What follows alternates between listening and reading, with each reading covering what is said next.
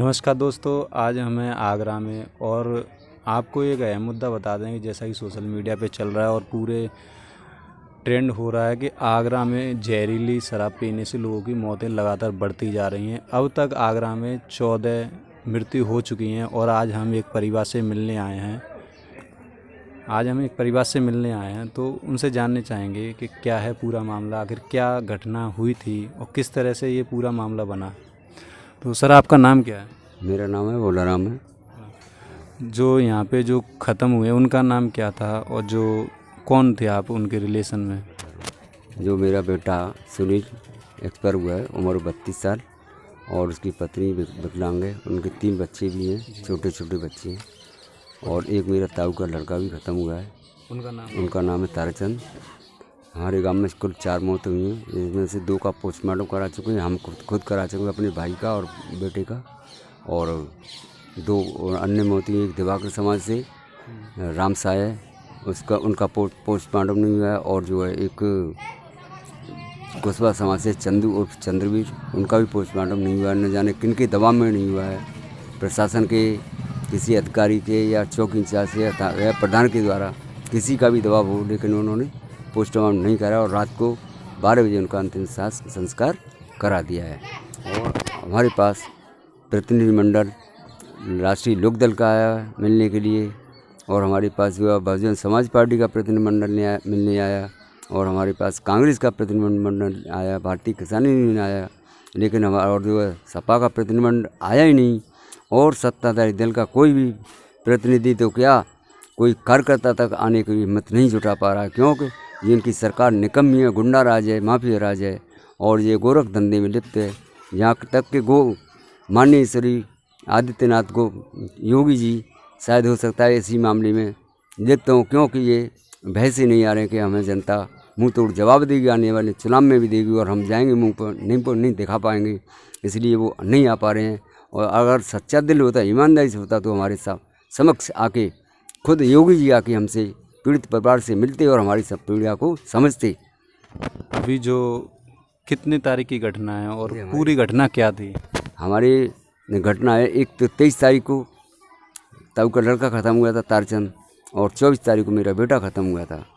और यहाँ से गांव में ही पप्पू पुत्र काशीराम, किसनी और किशन देवी पत्नी पप्पू, इन्हीं के घर में अवैध शराब बिकती है और घर में बेचती है, और वो वहीं पे अपने घर में ही बैठ के नमकीन चाय और नमकीन पानी और गिलास की व्यवस्था करके उन्हें वहीं पे पिला देती है, और कोई घर के भी ले जाता है। अगर किसी के पास पैसे नहीं है पीने वाले के पास, तो उसे उधार भी दे देती थी है, और उसके पैसा न देने पर उससे हल्ला शोर शराबा करती है। तो गांव वाले कहते दारू की क्यों उधार देती है उनसे, फिर भी उल्टा सीधा डांट देती है, और कहती है कि तुम मुझसे ज़्यादा बौखलाओगे तो मैं तुम्हें उल्टे सीधे केस में फंसवा दूँगी, मेरी पहुँच लंबी है।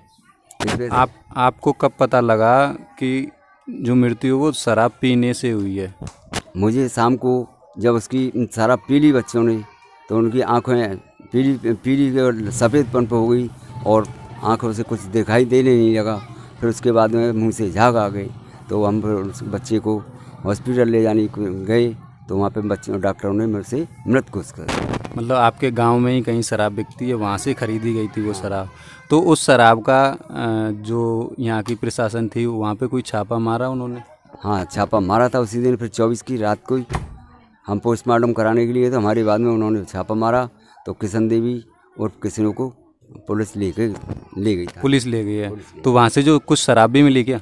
वहाँ से शराब कोई नहीं मिली, क्योंकि उन्होंने जब ये कांड हो गया तो शराब कहाँ से मिलती, को चोर चोरी करेगा और उसके मालूम पड़ गया प्रशासन को, तो वो चोर को सामान को थोड़ी रखेगा। अच्छा, जैसा कि हमको पता लगा है कि यहाँ पे कुछ लोग पीने वाले थे, उनके घर में जो वहाँ पे कुछ शराब मिली थी उसको सैंपल टेस्ट कराया गया उसको, शायद ऐसा कुछ, वो क्या मामला है? ऐसा एक वाल्मीकि समाज से है संजय जी, तो वो वहाँ से एक क्वार्टर लेकर आया था उसके पास से, तो उसने उस क्वार्टर में से आधा सा पिया, और आधा सा पीने के बाद में उसकी हालत बिगड़ने लगी, तो उसने आधे को रख दिया। रात को 3 बजे तक वो परेशान रहा। फिर उसके बाद में प्रशासन के आला अधिकारी आए, तो उनके सामने उसने आधे क्वार्टर को सैंपल बतौर दे दिया। अब न जाने पुलिस प्रशासन क्या करेगा, उसका सैंपल जांच कराएगा या नहीं करेगा प्रशासन, ये उनकी जिम्मेदारी बनती है। अभी जांच नहीं हुई शराब की? जांच हुई होगी तो हमें कोई अभी जांच की रिपोर्ट नहीं दी गई है। तो अभी आपकी प्रशासन से जो शासन है उससे मतलब क्या आप मदद की गुहार लगाना चाहते हैं सरकार से? हम प्रशासन और शासन से गुहार लगाना चाहते हैं कि हमारे सब जो अनाथ बच्चे हुए हैं उनको कम से कम 10 लाख तो कम से कम होनी चाहिए, नहीं तो 20 लाख रुपए होने चाहिए, क्योंकि छोटे छोटे बच्चे हैं, उनका परवरिश के लिए गुंजाइश नहीं है, क्योंकि उनकी जो पत्नी रहेगी सुनील कुमार की वो भी विकलांग है। तो बताइए अब ऐसे में क्या करेगा, तो कोई गुंजाइश नहीं है।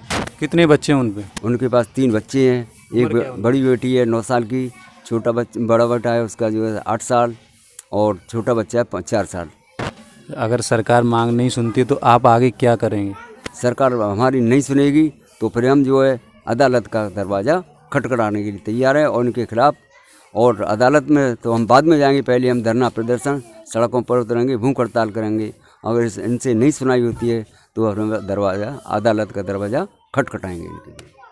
हम सुनने में आ रहा है कि यहाँ पे कोई पंचायत भी होने वाली है, वो आप लोग कर रहे हैं या कौन लोग कर रहे हैं? हाँ, कल हम अपने ग्राम पंचायत देवरी में सभी सर्व समाज की एक बैठक करने जा रहे हैं पंचायत, जिसमें हम निर्णय लेंगे कि ग्राम पंचायत मिलकर के हमें जो फैसला देगी कि भाई चलो अनशन पर बैठना है या प्रशासन के पास वैसे ही मिलना है साधारण तरीके से, तो हम उसी फैसले को मान करके हम ग्राम पंचायत की बैठक का स्वागत करते हैं और स्वागत करते रहेंगे। अगर वो निर्णय हमें जहाँ तक के हमें निर्णय सही देंगे वो।